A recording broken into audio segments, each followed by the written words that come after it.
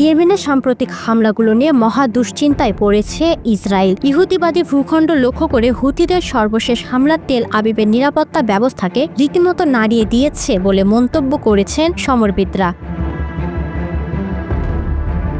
ইয়েমেনের এই নতুন ক্ষেপণাস্ত্র 1000 কিলোমিটার দূর থেকে সরাসরি গিয়ে আঘাত হেনেছে তেল আবিবের কাছে। ইসরায়েলের শক্তিশালী আকাশ প্রতিরক্ষা ব্যবস্থা তা আটকাতে পারেনি। এরপরেই ইয়েমেনকে নিয়ে নতুন করে ভাবতে শুরু করেছে ইসরায়েল। ইয়েনেট নিউজের খবরে বলা হয়েছে, হুতিরা নতুন ধরনের ক্ষেপণাস্ত্র নিক্ষেপ করছে কিনা তা নিয়ে তদন্ত শুরু করেছে ইসরায়েলের বিমান বাহিনী।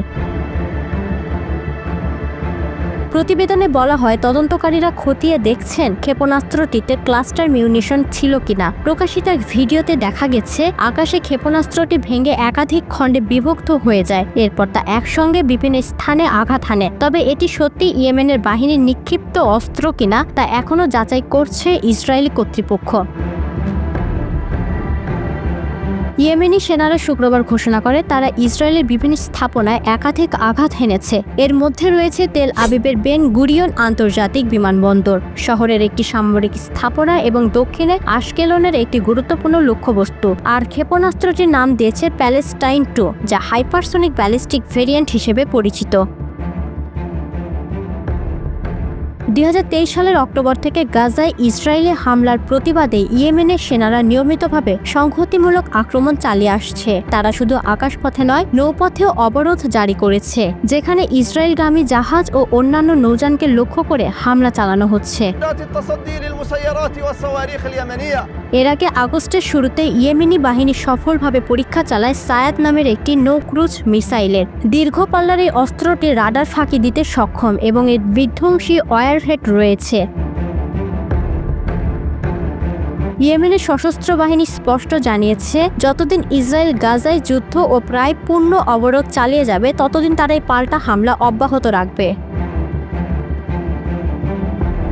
এদিকে ইসরায়েলের প্রধানমন্ত্রী বেনিয়ামিন নেতানিয়াহু বলেছেন, ফিলিস্তিনের মুক্তিকামী গোষ্ঠী হামাস যুদ্ধবিরতি ও বন্দি বিনিময় চুক্তিতে রাজি হলেও ইসরায়েল গাজা নিয়ন্ত্রণ রাখবে। স্কাই নিউজ অস্ট্রেলিয়াকে দেয়া সাক্ষাৎকারে তিনি বলেন, আমরা গাজায় যুদ্ধের শেষ প্রান্তে এসে পৌঁছেছি। হামাস যদি শেষ মুহূর্তে যুদ্ধবিরতিতে রাজিও হয়, তারপরও গাজার নিয়ন্ত্রণ ইসরায়েলের হাতেই থাকবে।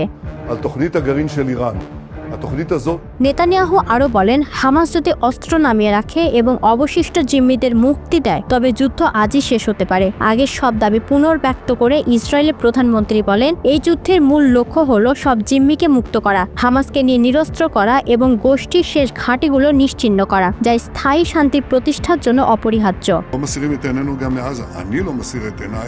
তিনি যোগ করেন, আমার উদ্দেশ্য গাজা দখল নয়, বরং গাজা ও ইসরায়েলের জন্য ভিন্ন ভবিষ্যৎ নিশ্চিত করা। আমি বিশ্বাস করি আমরা সেই লক্ষ্য অর্জনের দ্বারপ্রান্তে। এ সময় নেতানিয়াহু দাবি করেন, গাজার নিয়ন্ত্রণ নিয়ে হামাসকে নির্মূল করার তার সামরিক লক্ষ্যকে যুক্তরাষ্ট্রের প্রেসিডেন্ট ডোনাল্ড ট্রাম্প পূর্ণ সমর্থন দিয়েছেন। But in 4 months, they said you're the hottest country